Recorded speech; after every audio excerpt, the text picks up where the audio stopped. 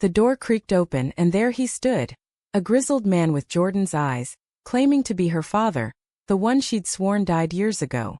My heart plummeted as Jordan's face drained of color, her hand slipping from mine in shock. In that instant, our innocent weekend getaway shattered into a whirlwind of lies, love, and long-buried pain. I never expected a simple office coffee run to change my life. Jordan Hayes, my coworker at the bustling Seattle tech firm, had always been the enigmatic type. Sharp wit, killer smile, and a laugh that could light up the dimmest conference room. We'd bonded over late-night coding sessions and shared lunches, our conversations drifting from algorithms to dreams. I was Lexi Rivera, a mid-20s graphic designer fresh from the Midwest, trying to make my mark in the rainy Pacific Northwest. Little did I know my growing crush on her was mutual, hidden behind professional banter. One Friday afternoon, as rain pattered against the windows, Jordan leaned over my desk. "Hey Lexi, got plans this weekend?" Her voice was casual, but her eyes sparkled with something more. "My family's old cabin up in the Cascades. It's secluded, perfect for unwinding. Want to join? Just us, no distractions." My pulse quickened. "Seriously? I'd love that." It felt like a step beyond friendship, a quiet admission of the tension simmering between us. We drove out early Saturday, the city fading into misty forests. Jordan's playlist filled the car with indie folk tunes, her hand occasionally brushing mine on the gear shift. "This place is my escape," she said, gazing at the road. "Mom used to bring me here before she passed." "Dad? Well, he's gone too. Car accident when I was a kid." I nodded sympathetically, not pressing. The cabin emerged like a postcard. Log walls, a stone fireplace, nestled by a crystal lake. We unloaded groceries, laughing as we juggled bags. But as we approached the door, it swung open unbidden. There he was, a man in his 50s, salt and pepper hair, wearing a faded flannel shirt. "Jordan!" His voice cracked with emotion. She froze. "Who the hell are you?" "I'm your father, sweetheart. Mark Hayes." The world tilted. Jordan had told me her father died in that accident. This man was a ghost, or worse, a liar. Her face twisted in fury. "My father's dead. Get out before I call the cops." He held up his hands. "Please hear me out. I didn't die, I left. Your mom. She told you that to protect you from the truth. I was a mess back then, addicted, unreliable. I walked out, but I've sobered up. I came here to make amends." Jordan's knuckles whitened on the doorframe. "Amends? After 20 years? Mom raised me alone, worked 2 jobs while you—" "What?" "Hid." I stepped forward, touching her arm. "Jordan, maybe we should." "No, Lexi. This is insane." She stormed inside, slamming the door behind her. Mark lingered on the porch, his eyes pleading. "I didn't know she'd bring someone. I'm sorry to drag you into this." The afternoon unraveled like a bad dream. Jordan paced the living room, her usual composure shattered. "He can't be real. Mom showed me the obituary clipping. Why would she lie?" We sat by the fire, the crackling wood doing little to warm the chill. As evening fell, Mark knocked gently. Reluctantly, Jordan let him in. He produced old photos, him holding baby Jordan, wedding pictures with her mom. I regretted leaving every day. When I heard about the cabin still in the family, I tracked it down. "I just want a chance." Tears welled in Jordan's eyes. "You abandoned us. Mom died thinking you were gone for good." The tension thickened, but amid the chaos, something shifted between Jordan and me. As Mark cooked a simple dinner, his way of proving usefulness, Jordan leaned into me on the couch. "Thanks for being here," she whispered. "I don't know what I'd do without you." Our hands intertwined, a silent promise. Little did we know, this was just the beginning of the storm. That night, sleep evaded us. Jordan tossed in the guest room bed we shared platonically. At least, that's what we'd planned. "Lexi, do you think he's telling the truth?" she murmured in the dark. "I don't know. But we'll figure it out together." I turned to face her, our breaths mingling. In that vulnerable moment, she kissed me, soft, tentative, then deepening with the weight of unspoken feelings. It was our first, born from crisis, tasting of salt and solace. Sunday dawned bright, the lake shimmering under the sun. Mark suggested a hike, a neutral ground to talk. Reluctantly, Jordan agreed. As we trailed through pine-scented paths, he shared his story. The addiction that spiraled after losing his job, the shame that drove him away. I sent money anonymously for years, he said. But I was too cowardly to face you. Jordan halted, fists clenched. Money? That's your redemption? Mom cried herself to sleep nights, wondering why you left. The argument escalated, voices echoing off the trees. I mediated, urging calm. Back at the cabin, exhaustion set in. Jordan retreated to the porch, staring at the water. I joined her, wrapping an arm around her shoulders. Whatever happens, I'm here. She looked at me, eyes soft. Lexi, this weekend was supposed to be about us. Not this. Us. I echoed, heart racing. Yeah, I've liked you for months. But now everything's messed up. We kissed again, this time under the open sky, the world fading away. But Mark's presence loomed. A reminder that secrets had a way of resurfacing. As dusk fell, Mark revealed more. A letter from Jordan's mom, forgiving him posthumously, hidden in the cabin's attic. She knew I'd come back someday, he said, handing it over. Jordan read it silently, tears streaming. She loved you till the end. Why couldn't you stay? The evening ended in fragile truce, but the air crackled with unresolved pain. Little did we anticipate the deeper betrayal waiting to unfold. The next morning, the cabin felt smaller, charged with unspoken accusations. Jordan clutched her mother's letter like a lifeline, rereading lines that painted a picture of a flawed but loving marriage. Mark busied himself with breakfast, pancakes and coffee, a feeble attempt at normalcy. I know I can't erase the past, he said, sliding a plate toward her. But let me try to be part of your future. She poked at the food, skepticism etched on her face. Why now? After all this time? He sighed, sitting down. I'm sick, Jordan. Cancer. Stage 3. Doctors give me a year, maybe less. I didn't want to die with regrets. The revelation hit like a thunderclap. Jordan's fork clattered to the table. So this is a pity party? You show up dying, expecting forgiveness. Not expecting, hoping.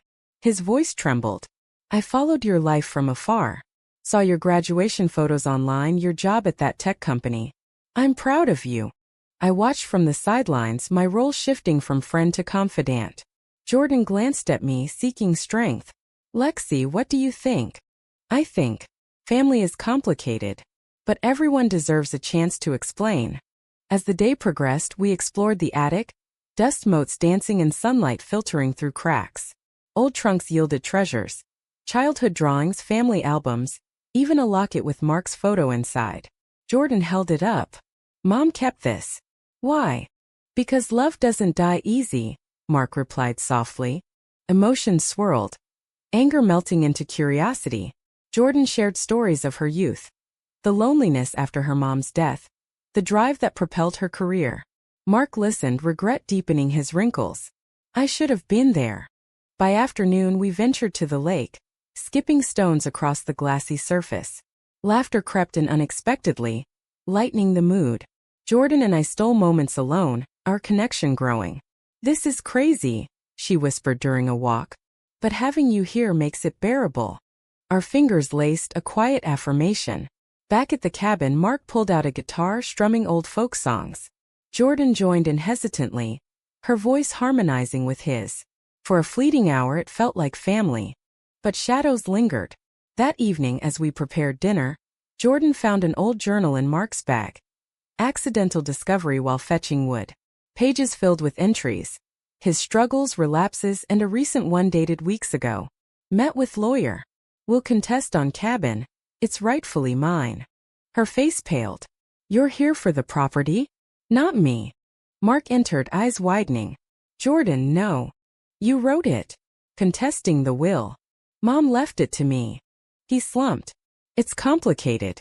Before I left, the cabin was in my name. I signed it over in a haze, but now, with medical bills piling up. Greed. That's your real motive. Jordan's voice broke. Get out. Now. He pleaded, but she was unyielding. As he packed, tears fell. I do love you, kid. This was a mistake.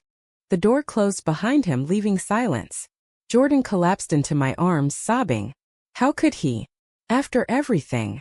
We held each other through the night, our budding romance a beacon in the darkness. Whispers turned to confessions, my own family estrangement, her fears of abandonment. "Don't leave me, Lexi," she murmured. "I won't," I promised, our kiss sealing the vow. Morning brought clarity. Jordan decided to verify the journal's claims, calling her lawyer from the spotty cell service. "The cabin's secure," the lawyer confirmed. "No contest possible. He forfeited rights years ago." Relief washed over her, but the betrayal stung. He used his illness as a shield. We spent the day healing. Hiking, talking, sharing dreams. Jordan opened up about her sexuality, past relationships that fizzled under pressure. "With you it feels different. Real." As sunset painted the sky, we sat on the dock, feet dangling in cool water. "Lexi, I think I'm falling for you." My heart soared. "Me too." But fate wasn't done. A knock echoed, Mark again, drenched from rain. "I couldn't leave like this." "The journal. It's old. I scrapped that idea months ago. Please believe me." Doubt flickered. Jordan hesitated. "Prove it." He handed over documents. A will naming her beneficiary, medical records confirming his diagnosis. "I'm not here for money. Just time with you." The confrontation peaked, voices rising in a cathartic release. Accusations flew. Abandonment, lies, pain. I stepped in, urging honesty. Finally, exhaustion won. They hugged tentatively, a fragile bridge rebuilt. That night, as Mark slept in the guest room, Jordan and I lay awake. "What if he's sincere?" she asked. "Then you decide what's next." Our love deepened in whispers, a counterpoint to the drama. With Mark's return, the cabin became a crucible for reconciliation. Jordan warily allowed him to stay another day, testing his sincerity. Breakfast was awkward, but small talk flowed. Shared memories of her childhood, his travels during lost years. "I worked odd jobs across the states," he said. "From Alaska fisheries to Texas ranches. Always thinking of you." She softened slightly.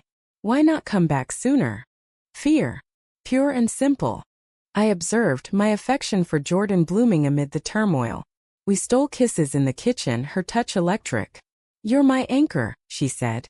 Afternoon brought activity. Fishing on the lake, Mark teaching old tricks. Laughter echoed as Jordan reeled in a trout. "Like old times?" he asked hopefully. "Almost," she replied, a smile tugging her lips. But undercurrents simmered. Evening conversations delved deeper. Mark's addiction battles, relapses that kept him away.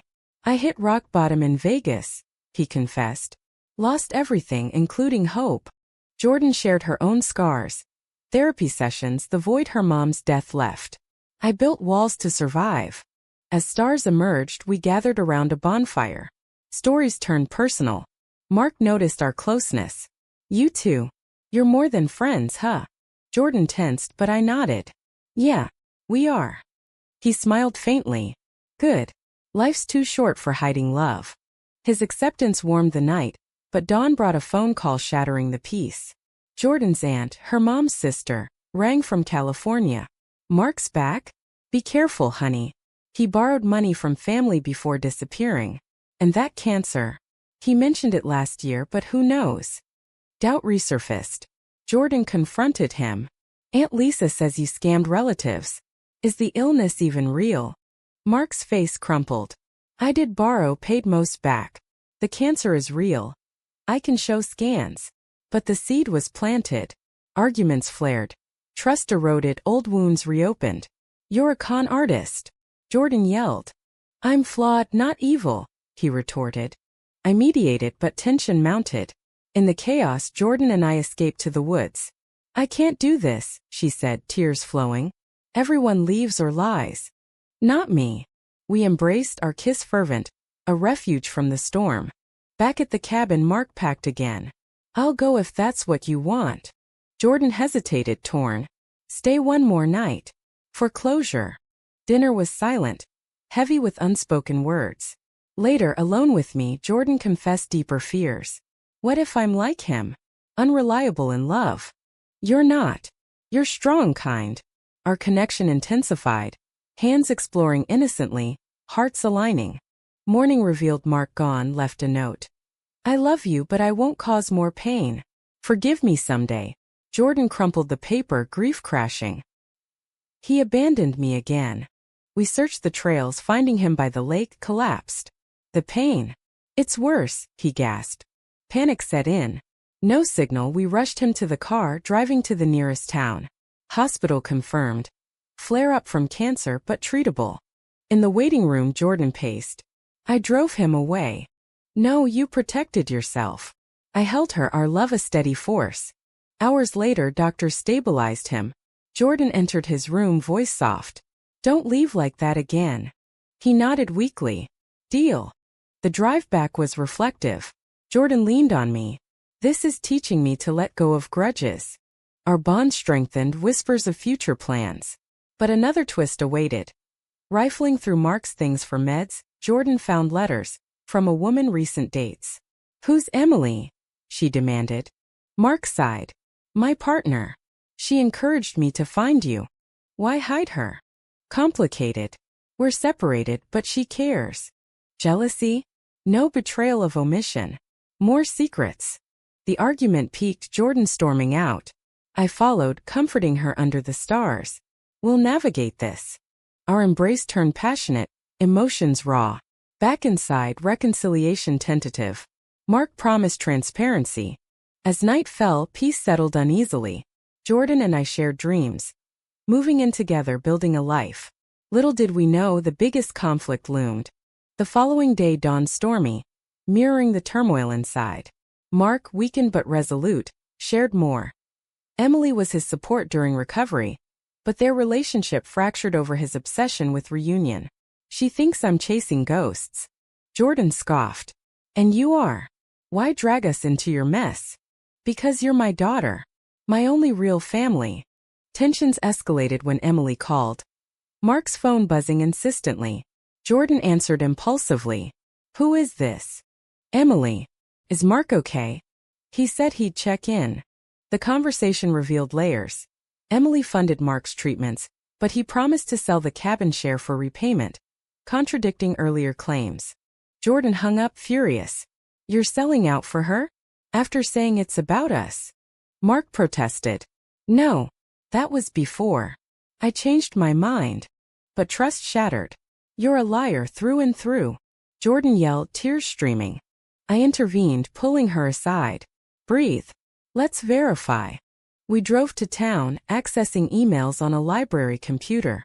Confirmations. Mark inquired about cabin valuation recently. Back home, confrontation boiled over. Admit it, you came for money. Mark broke down. Initially, yes. But seeing you changed everything. I want to be better. The betrayal cut deep, echoing Jordan's abandonment fears. She banished him to the shed, needing space. Alone with me, she unraveled. Everyone betrays. Mom hid the truth, he hides motives. What if you do too? I won't. Our kiss was desperate, a lifeline. We talked through the night. My own past heartbreaks, her vulnerabilities. Love blossomed fully, confessions pouring out. I love you, Lexi. I love you too. Morning brought resolve. Jordan faced Mark. Tell me everything. No more lies. He complied. Full timeline of abandonment, addiction, recovery. Emily was a chapter, but Jordan was his legacy. Emotions crusted. Forgiveness teetered. Then a health scare. Mark clutched his chest, pain radiating. Ambulance called, hospital rush. Doctors warned. Stress accelerating decline. Family support crucial. Jordan sat by his bed, holding his hand. I hate what you did, but I don't want you gone. Tears flowed, a cathartic release. Back at the cabin days later, Mark discharged with meds, the dynamic shifted. Honest talks mended fences slowly. Amid this, our romance flourished. Picnics by the lake, stargazing, shared silences. Jordan proposed. Move to Seattle with me? Start fresh. Yes, I whispered, our future brightening. But drama peaked when Emily arrived unannounced, blonde, poised, suitcase in hand.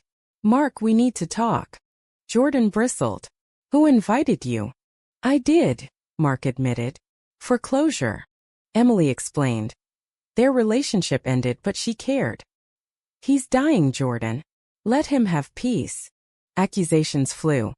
Emily accused Jordan of selfishness. Jordan called her an enabler. Fists nearly flew. I separated them. In the melee, Mark collapsed again. Hospital again, prognosis worsening. In the waiting room, Jordan and Emily bonded unexpectedly over shared worry. He talks about you constantly, Emily said. He's flawed but mine, Jordan replied. Mark stabilized, but time was short. Back home, a truce formed. Emily left amicably, wishing well. The experience deepened our ties. Jordan and I planned ahead, supporting Mark through treatments. Emotions ran high, love, loss intertwined.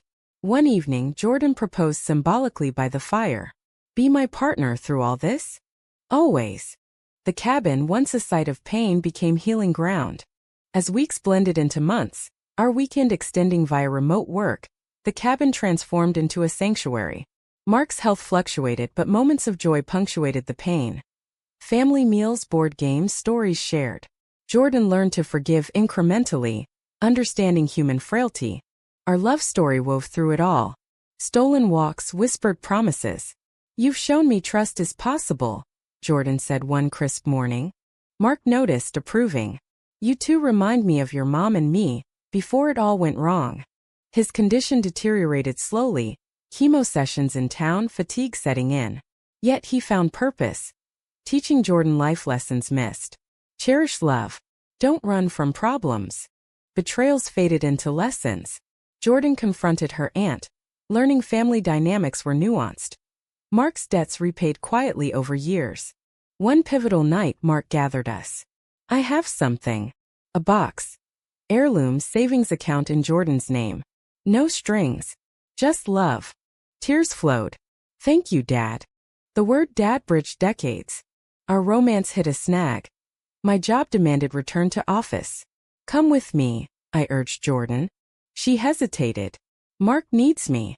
Conflict arose, duty versus desire. Arguments ensued. Don't sacrifice us for him. He's family. I stormed out, regretting instantly. Returning, we reconciled. We'll make it work. Visits, calls. Love prevailed. Mark's final days approached. Hospice at the cabin. Peaceful, surrounded by nature. He passed quietly one dawn, Jordan holding his hand, me by her side. Grief enveloped us, but catharsis followed. Funeral in Seattle. Small, heartfelt. Emily attended, sharing kind words. In aftermath, Jordan sold the cabin, proceeds to charity, honoring Mark's redemption wish. We moved in together, building a life. Careers thriving, love deepening. Therapy helped Jordan process our bond unbreakable. Years later, reflecting. That unexpected door opening unveiled pain, but birthed growth. Mark's legacy. Humanity's capacity for change. We visited the lake annually, toasting to second chances. To unexpected beginnings, Jordan said, kissing me. Life's drama shaped us, romance enduring. A testament to resilience. In America's vast landscapes, from city buzz to forest whispers, we found our story. Flawed, beautiful, profoundly human.